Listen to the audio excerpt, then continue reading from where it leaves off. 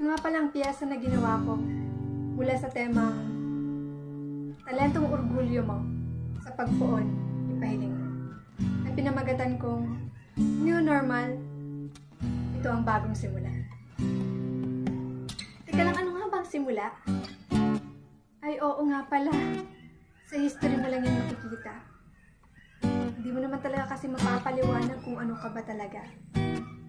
Walang kasiguraduhan tayo kung ano ang tama at mali sa ating mga ginagawa. Nalilito pa tayo kung pipiliin ba natin maging malaya o tatakakin natin itong pandemya ng katihaya. Pero isa lang ang nasisiguro ko.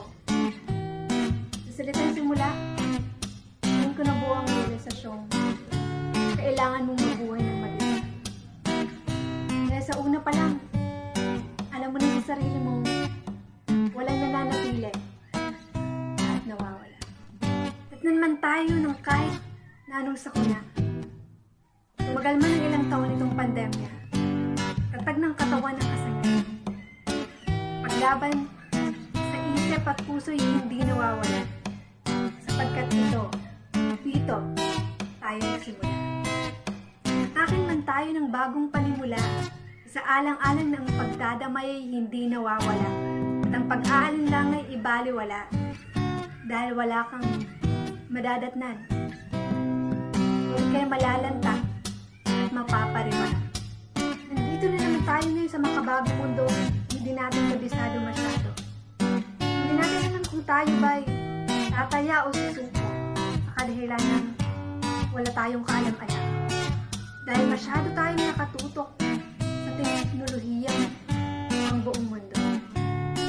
Minsan iniisip ko, ganito na lang ba talaga tayo? O pangahawakan natin ang salitang, lilipas din to. Iniwala lang tayo. Pakilala mo yung sarili mo. Yung maasa pa sa pagbabago. Idetalye mo na rin kung paano nagbago ang buhay mo dahil sa pandemya nito. Hirap, no? Hindi mo alam kung saan magsisimula at magtatapos ang kwento. Kasi yung totoo, una pa lang, wala naman talagang katapusan nito. Ang pinaka-importanting tanong ko, naapektuhan ba ang pangarap mo? Karamihan, syempre, oo. Dahil hindi naman dapat online o kahit anong paraan ang pag-abot sa pangarap mo. Ito ay sa pamamagitan ng sakripisyo. At kung pagod ka na, tandaan mo, huwag kang susuko.